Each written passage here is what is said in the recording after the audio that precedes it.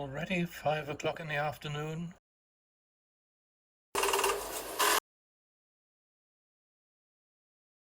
The CB24 combined convertible automatic telephone was manufactured in Budapest from 1924 until 1935 by the Ericsson Hungarian Electricity Company. This example has had both the handset and the internal components replaced with later items. A former engineer of the MKP, the Hungarian Post Office, recalls that CB24 sets recovered from service were refurbished, being given handsets and printed circuit boards from the CB667, the Hungarian contemporary of the Western Electric 500 and the British Post Office 706. He says also that he never encountered a refurbished set in service and believes that they were given as retirement gifts to senior staff and to others as commemorative items. The sources I have seen suggest that all CB24s were made by Ericsson, and their name appears on many examples online.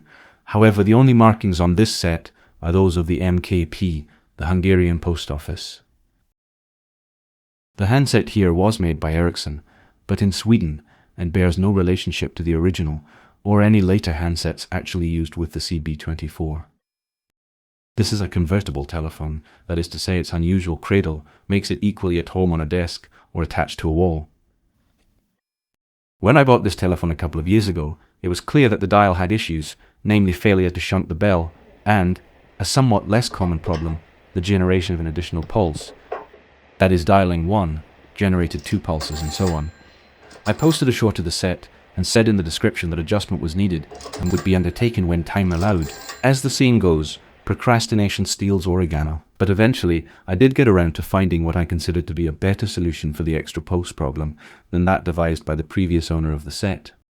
The dial is housed in a can separate from the main body, meaning that when wall-mounted, the dial housing may, if required, be mounted flat against the front of the set.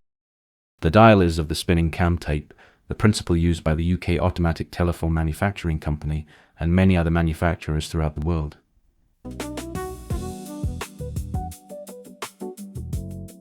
The cam has 4 lobes, so it revolves once for every 4 impulses sent.